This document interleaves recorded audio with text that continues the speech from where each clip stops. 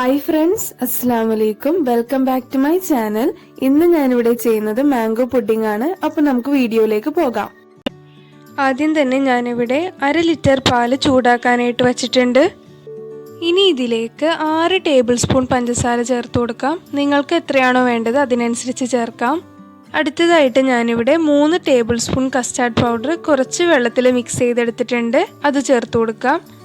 2-3 table spoon വെള്ളം ചേർത്താൽ മതി. ഇനി പാല് നല്ല തിക്കായി വരണവരെ മിക്സ് ചെയ്ത് കൊടുക്കാം. മീഡിയം ലോ ഫ്ലെയിമിൽ ഇട്ടിട്ട് വേണം മിക്സ് ചെയ്തെടുക്കാൻ. പാല് നല്ല തിളച്ച് വന്നു കഴിഞ്ഞാൽ ഒരു മാമ്പഴം അടിച്ചെടുത്തത് ചേർത്ത് കൊടുക്കാം.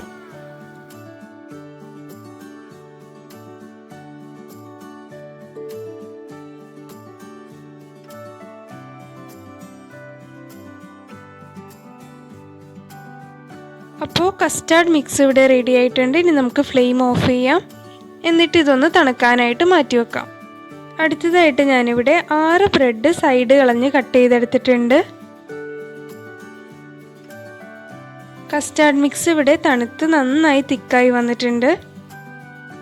ഇനി പുഡിംഗ് തയ്യാറാക്കി എടുക്കാനായിട്ട് ഞാനിവിടെ ഒരു ബൗൾ എടുത്തിട്ടുണ്ട്. ഇനി ഇതിലേക്ക് കുറച്ച് കസ്റ്റാർഡ് മിക്സ് ഒഴിച്ചു കൊടുക്കാം.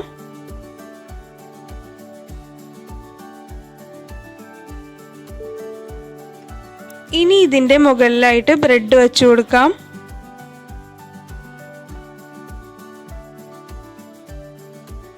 ഇനി കസ്റ്റാർഡ് മിക്സ് ഒഴിച്ചു കൊടുക്കാം.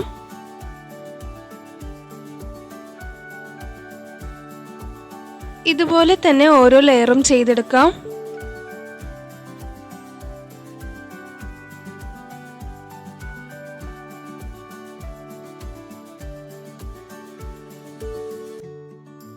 ഇതിൻ്റെ മുകളിലായിട്ട് കുറച്ച് വിപ്ഡ് ക്രീമും കൂടി സ്പ്രെഡ് ചെയ്ത് കൊടുക്കുന്നുണ്ട്.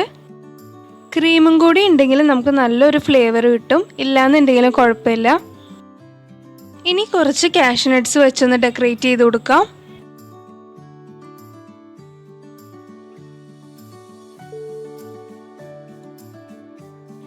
ഞാനിവിടെ 3 ഡ്രോപ്പ് ബദാം മിക്സ് കൂടി വിപ്പിംഗ് ക്രീമിൽ ആഡ് ചെയ്തിട്ടുണ്ടായിരുന്നു. ബീറ്റർ ഇല്ലാതെ വിപ്പിംഗ് ക്രീം ഉണ്ടാക്കിയെടുക്കുന്ന വീഡിയോ ഇതിനു മുന്നേ ഞാൻ ചെയ്തിരുന്നു. ആ വീഡിയോയുടെ ലിങ്ക് ഞാൻ താഴെ കൊടുത്തിരിക്കാം. ഇനി കുറച്ച് മിക്സഡ് ഫ്രൂട്ട് ജാം കൂടി ഞാൻ വെച്ചു കൊടുക്കുന്നുണ്ട്.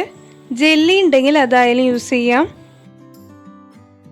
2 മണിക്കൂർ ഫ്രിഡ്ജിൽ തണുപ്പിച്ചതിന് ശേഷം നമ്മുടെ പുഡിംഗ് സെർവ് ചെയ്യാം.